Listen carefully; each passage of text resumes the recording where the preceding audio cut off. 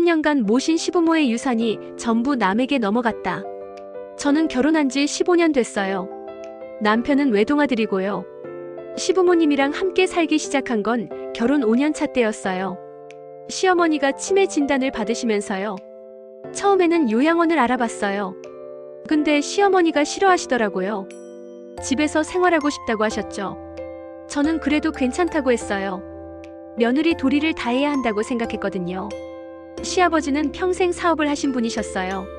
성공한 건 아니었지만 그래도 빚 없이 살았고 강남에 아파트도 한 채 갖고 계셨어요. 시가로 한 20억 정도 됐죠. 처음 몇 년은 괜찮았어요. 시어머니 치매가 심하지 않았거든요. 근데 시간이 지나면서 점점 안 좋아지셨어요. 밤낮이 바뀌고 저를 알아보지 못하시고요. 저는 회사를 그만뒀어요. 시어머니 돌보느라 일할 시간이 없었거든요. 낮에는 병원 모시고 다니고 밤에는 잠도 제대로 못 잤어요. 시어머니가 계속 깨우셨거든요. 남편은 도움이 안 됐어요. 회사 일이 바쁘다면서 집에 늦게 들어왔죠.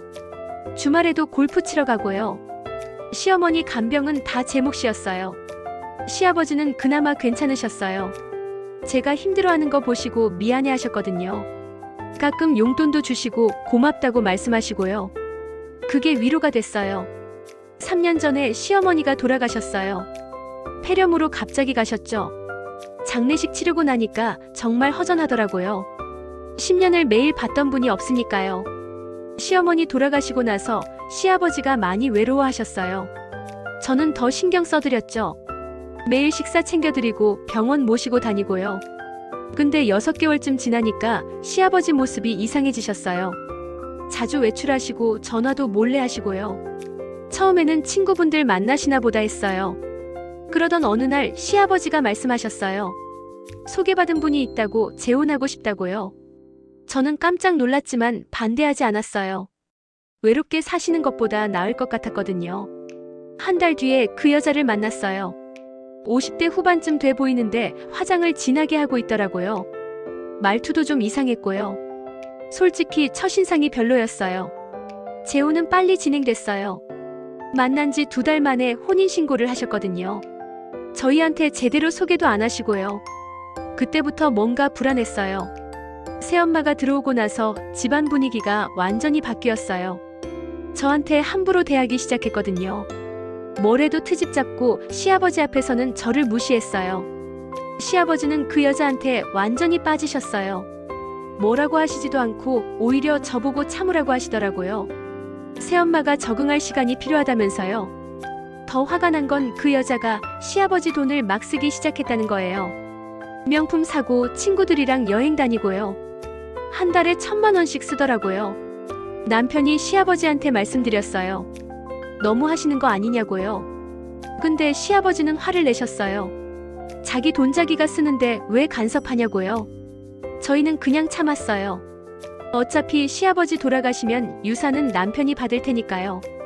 그때까지만 참자고 생각했죠. 지금 생각하면 정말 어리석었어요. 작년 봄에 시아버지가 쓰러지셨어요. 심근경색이었어요. 병원에 실려갔는데 상태가 안 좋았죠. 의사 선생님이 오래 못 버티실 거라고 하셨어요.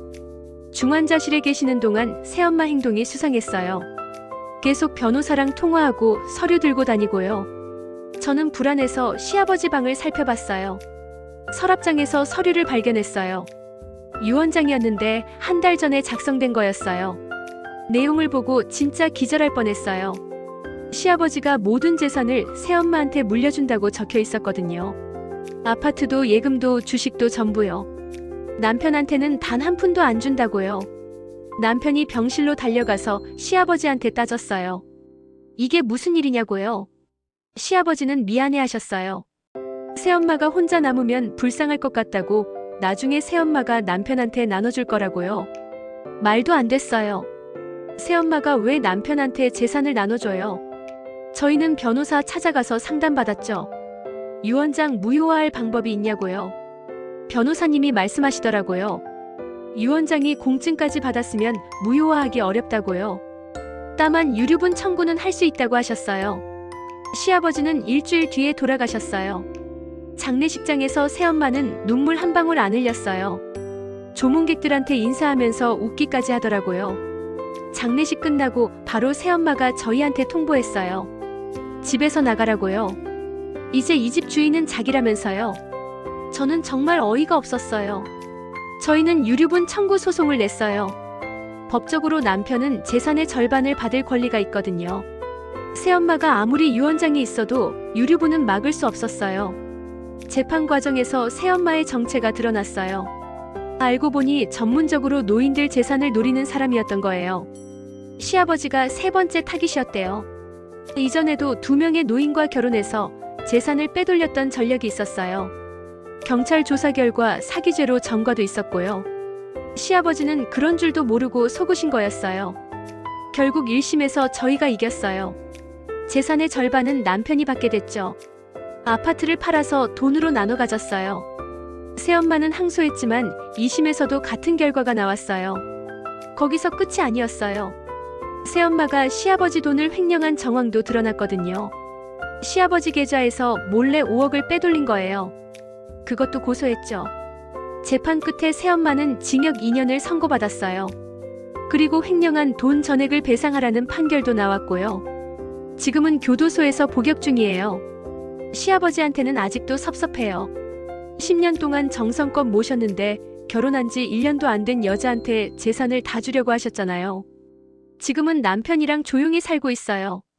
받은 유산으로 작은 가게도 냈고요. 여러분도 부모님이 재혼하신다면 조심하세요. 특히 급하게 진행되면 더요. 상대방 신원 확인은 필수고요. 재산 때문에 접근하는 사람들 정말 많거든요. 그리고 효도했다고 해서 꼭 보상받는 건 아니에요. 하지만 양심에 부끄럽지 않게 살면 결국 정의는 이긴다는 걸 배웠어요. 긴 이야기 들어주셔서 감사합니다.